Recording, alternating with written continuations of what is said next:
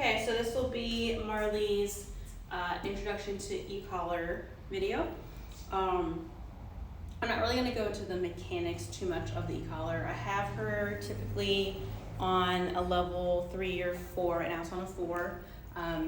Usually 5 is something where I can tell that she feels it a little bit too much, like she'll start kind of doing little head tilts and things like that. So during this phase of training, what I'm doing is I am pairing it with a command. So I want it to be at a level that she notices but isn't really responsive to. It's not aversive or anything like that. It's just something that she's in the back of her mind that she feels it.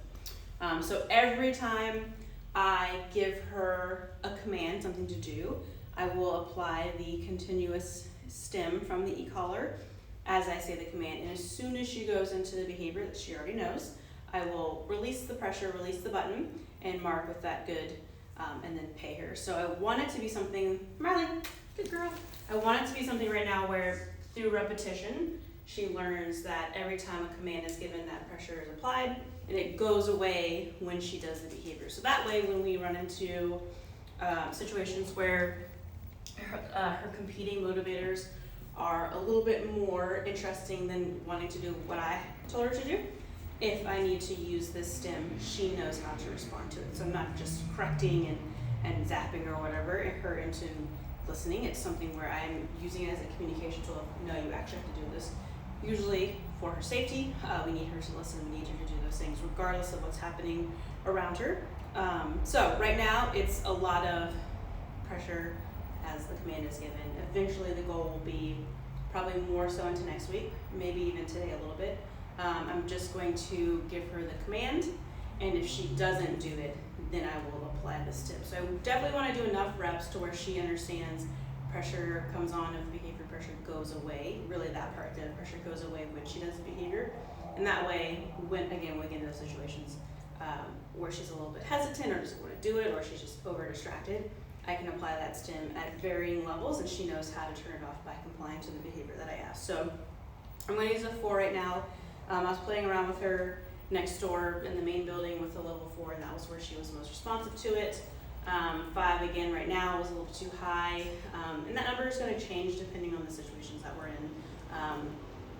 When I'm doing e-collar work, I take it backwards a little bit as far as the situations that we're in. I want to make sure that it's in a learning environment that's low distractions, and then we'll start proofing the e-collar in other situations. So everything else, proofing in new settings, going around the property, going into new locations, but with the e-collar, I'm definitely making sure that it's at a successful environment that I know that she's paying attention only to the e-collar use. Right? So we have place, pressure is being applied, good.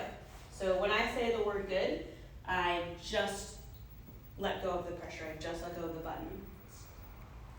Okay. And if you see her doing like any scratching or anything, I think that the e-collar, because she's so tiny that this is literally as small as they come as far as e-collars go.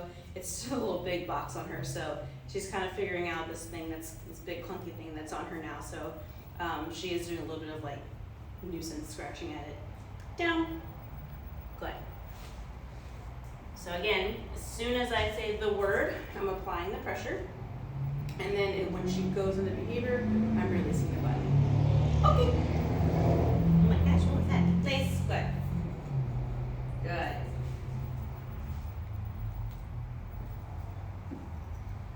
And if she comes off of her place, I will say no place. Pressure at the place to prompt her to get back on here. So I'm going to take the stuff that makes her want to maybe come off. Make sure the camera stays on her.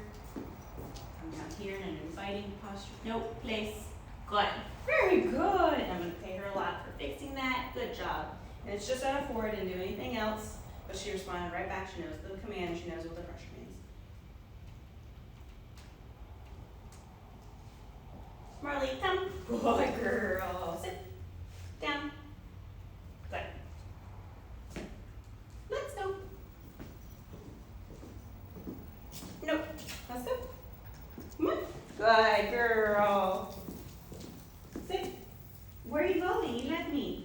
Marley, come. Good. We'll start that over again. Let's go.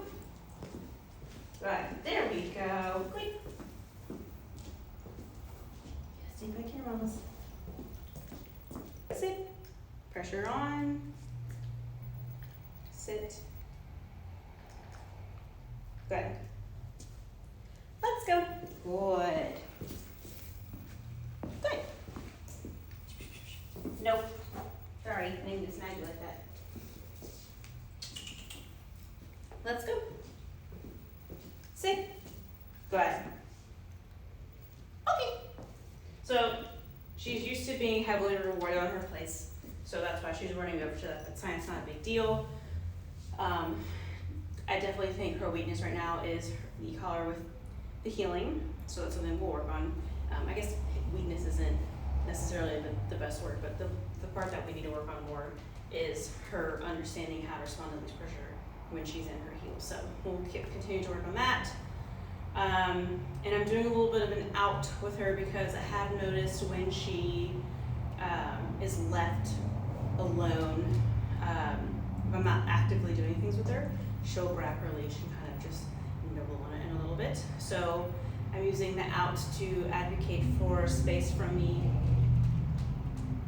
with me from her. I hope that's the word I'm gonna use. And to create space between her and a resource. So if she's running up to jump on me, I can say out.